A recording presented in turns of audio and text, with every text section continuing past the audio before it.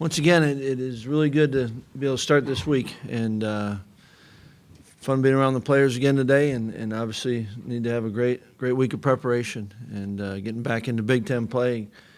Obviously playing a really good Michigan State team, and need to have and expect our guys to have a really good week of preparation.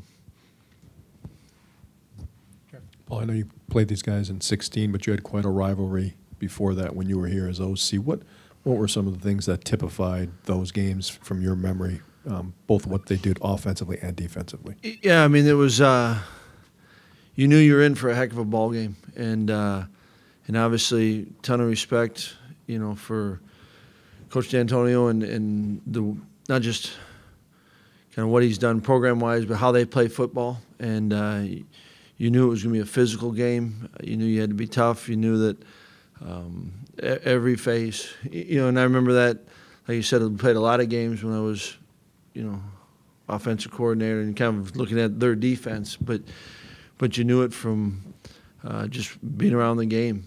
Special teams mattered a ton, and offense, defense, both were physical, and you had to earn everything you got, and still have a ton of respect for Coach and what he's done, and obviously good football players and good schemes. That's you're facing that when you go up against them. Well, you have an offense that's averaging over 40 points a game and a defense that's had 3 shutouts so far. I know there's many more games to go this season, but in your experience, how rare and special is it to have the type of combination on offense and defense that it appears this team has this year? Yeah, I mean, I think that you always are very appreciative of what individuals or units, teams do, and yet I think that the beauty of sports is you have the opportunity, and you'll get tested and you'll get challenged every week, and only at the end can you write the narrative, and you can't take away what they've done, but that's what's awesome about, like I said, sports. You get to chance to go out and try to do it again, and each week you're tested differently, and certainly this week, we'll all be tested on it, and it's a challenge, and it doesn't just happen. I think that's why when good things do happen, you appreciate it, right? Because you know that it's not a guarantee. It's not who you are until you do it. Well, I remember when you brought in Bostad to coach inside linebackers a few years ago, some people were asking, he's a lifetime offensive coach. How's he going to handle the switch? He's worked with veterans. He's worked with some young guys this year. What do you think he's brought to that position since you brought him on staff? Well, I've always, been impressed with Bob as, the coach that he is, and he knows, and he will study it, and he will keep working on, what do you need to do to play that position well, and then he will drill it, and he will be relentless in those coaching points, and it's been fun, since he's been back doing that. He's had a number of different types of players, and like you said, not only in ages, but I think just even in playing style. But a guy that knows the game, loves coaching. So I think that it's been fun to see the players and kind of how they've been able to allow themselves to be coached, and you're going to be coached. Every detail will be coached, and it's been good. What do you think is going into the defense being so good at getting into third and longs and getting off the field in those situations? Well, I think, part of it you alluded to, they're doing a good job of staying, those are good situations to be in. But I think it's guys that are, certainly there's been a good plan, and a plan I think that's favorable to our guys, understanding who our players are. And they're believing in it. They know it. Our players know it, and they believe in it, which allows you to cut it loose. And that's what's also fun about the season. You're going to be tested each week differently. They're going to, especially as you get going, you see the film, and okay, this is how we're going to attack them, and you have to kind of rise up to those different challenges. But it's right now it's a group that's a lot of guys are contributing to it.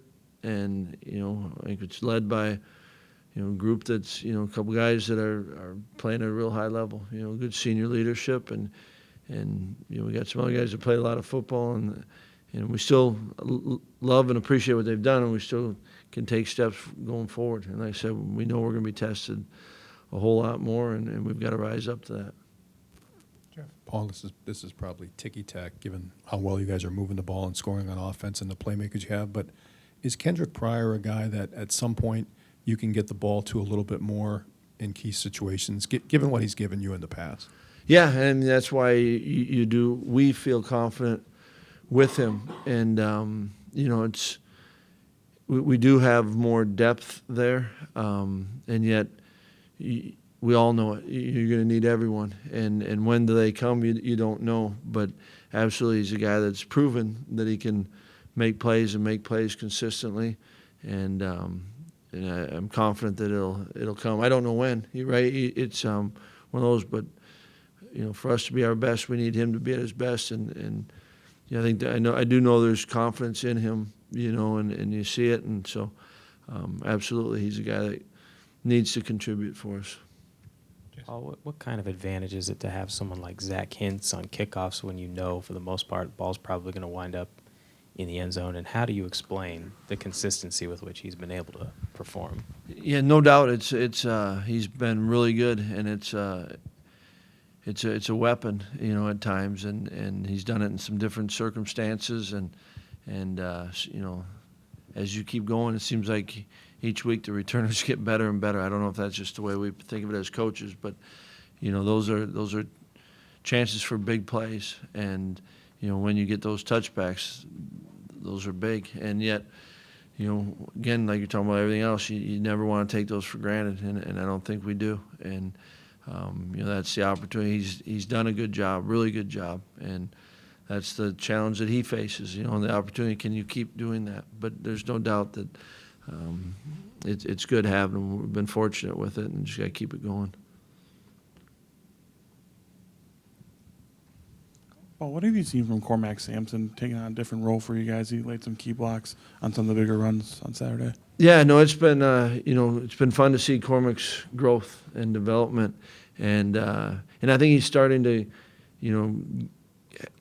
not gain confidence. I think he was confident going in, but when you do it in games, that helps your growth, and I think therefore it does give you maybe a different type of confidence in it, and yet, like I've been saying, and we'll continue, we're going to be tested differently. He'll be tested, right? You're not in those same situations, but I've loved the approach that he's had. He'll do anything for this team, and I think that he's certainly in a role that is a good role for him and a good role for us, and it's been important, right? We had a few games there where we weren't real deep at that position, and I think he gives us something, and it's been helpful to the offense certainly.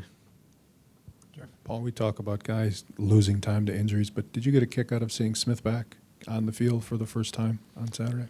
Yeah, I think a lot of people were excited to see Smitty go, and because you're around it all the time, and the work that he puts in and what he's done, and I think there was a couple of those. Smitty's certainly one of those, but that's what was neat about I enjoyed it when you got the sideline and the buzz that they have, and foreseeing other guys going out and getting their opportunities, and it's certainly he is one of those that was fun to see play.